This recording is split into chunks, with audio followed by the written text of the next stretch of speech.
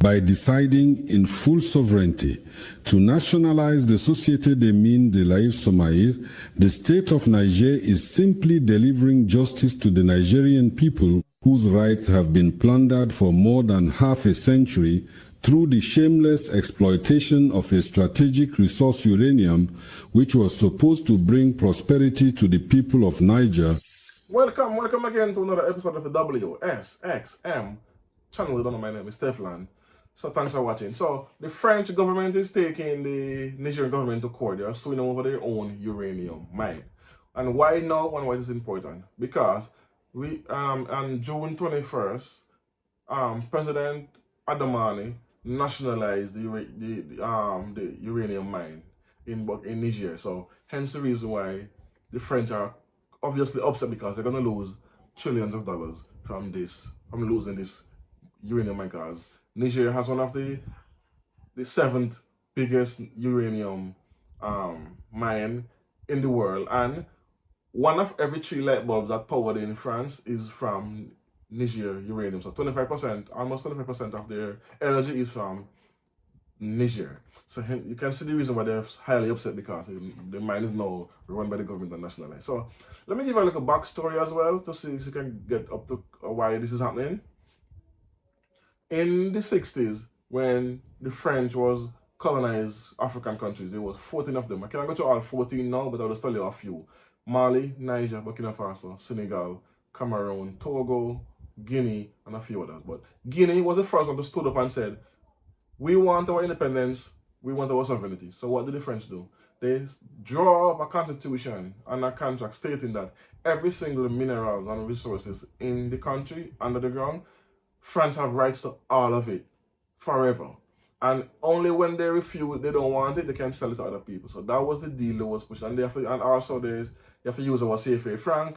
You're going to use our Minister of Finance, you won't get any, and you're going to store your money in my country. That was a deal. So naturally the Guinea government said, no, we can't allow that. So what the French did? They make an example out of Guinea. So they pour concrete in all of the sewage, underground tunnels and sewage plants. They destroy trees. They demolish every spoon, everything they have ever brought today, and they also demolish things that they did not. So it brings the country to a halt, basically. And then then after the other 13 colonies saw that, they jumped to sign the deal, because they did not want to be paralyzed by the French. So that's how cruel they was to these nations. Anyway, so now in 1971, they started mining uranium in Niger, and they got the Orana mining group, which is backed by the French government, has a 63% stake in the uranium mine, and the government has 37%.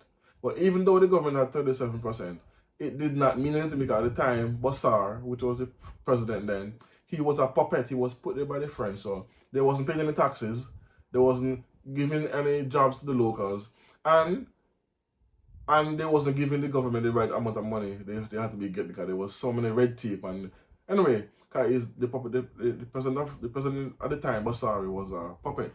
So they also have operational costs, operational percentage, which is 86.3%. So everything comes out of the uranium mine. The French company Orana was getting 86% of its profit. 86.3% of its profit. That's basically highway robbery.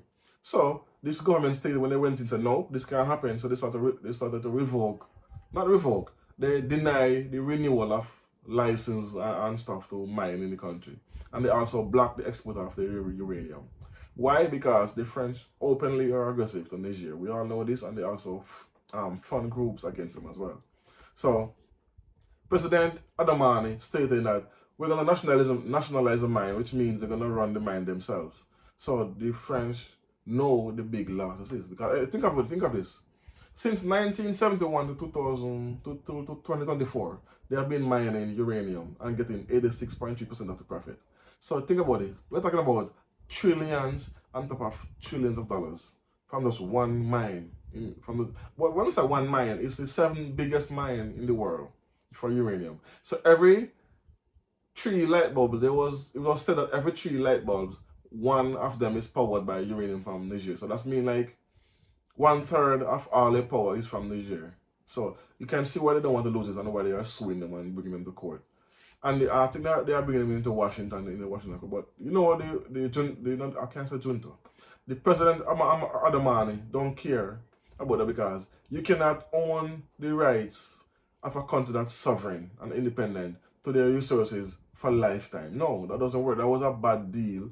That deal was forced on them via like basically like holding them as hostage, basically. Holding resources hostage towards the country so they can gain. So hence the reason they don't want to lose all of this. So that's why they're going to court and trying to force the government to give them back control of the mine. But that will not happen because they have not done one thing in the from 71 to 2025. How much years is that? 2024. How much years is that? That's around 50 years.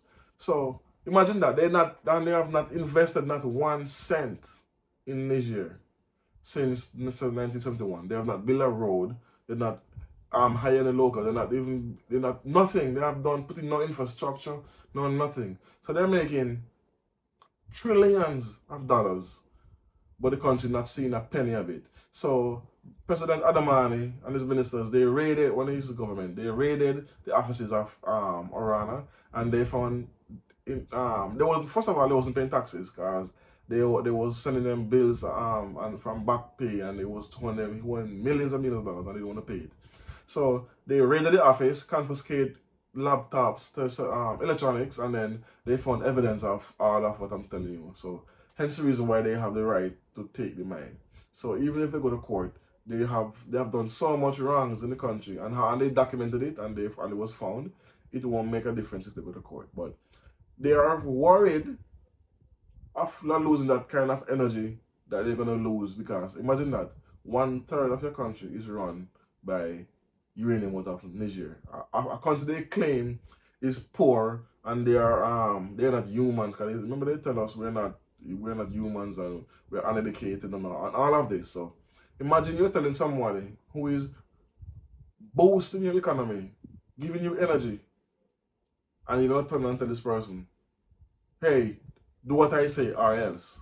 No, it don't work that. That was back in the days when those older leaders used to turn the cheek. These younger people, younger leaders with no more advantage taken of us. No, we are standing up now, and we know the law. We know the law. We have our own engineers. We have our own scientists now. So we don't need you to come and say, oh, we're gonna help you and we're gonna show you the way. No, we can do it ourselves now, because it has been proven in Burkina Faso, Mali, and Niger, and Niger, where they're taking over and they're hiring their own people, using their own engineers, and they are turning around the economies, putting in infrastructure for the people, making money goes into people's hands and boosting the economy. So hence people to live better lives. Why is it we can have this when you are stealing? And also, you know, Niger has an issue with electricity. How is it we produce uranium, but we cannot have the country is lacking energy and France is booming in energy? It doesn't. These two things does not correlate. Hence the reason why they are fighting tooth and nail to hold on to this uranium mine. But they going in the court, you won't win. And if they win, who gonna force them to? Then you have to go at them, and you have the other two countries to deal with, which is Mali and Burkina Faso, and also the Russian and the Chinese, because the Russian and the Chinese is the one now who is coming in to sign deals to also mine in this uranium mine, but at a fair deal, a deal that's mutually beneficial for both countries and plausible, and paying their taxes, filing the correct documents, hiring their own locals, and not bringing in their own workers, and have the country's citizens out of work and continue the same. We can't have the same. What's I saying? We can't keep the train running. No, we have to stop the train and get off and walk and now build that up so we can also benefit from the uranium mine. You know how expensive uranium is? It's 200. I think it's €20 per kilo. And annually, the French was making like $500 billion off uranium from out of Niger. Can you imagine that? So for the past 50 years, they've been making billions, not billions, trillions of dollars. So anyway, I'm going to play a little clip of the ministers talking in the meeting, and then after that, we're going to close off. So thanks for watching. Tell a friend, like, comment, share, subscribe. Boom. By deciding in full sovereignty to nationalize the Société des Mines de l'Aïr Somaïr, the state of Niger is simply delivering justice to the Nigerian people whose rights have been plundered for more than half a century through the shameless exploitation of a strategic resource, uranium, which was supposed to bring prosperity to the people of Niger. Nigerian uranium was indeed supposed in the collective imagination to create an El Dorado for Niger, transforming the country into a prosperous nation. But the reality has been more complex, as uranium mining has left the population in poverty, and for years the country has been vulnerable to global price fluctuations and dependent on exporting its uranium, which in truth largely benefits France, where 1 out of every 3 light bulbs is powered thanks to Niger's uranium. Meanwhile, Niger itself faces major challenges in securing its own electricity supply.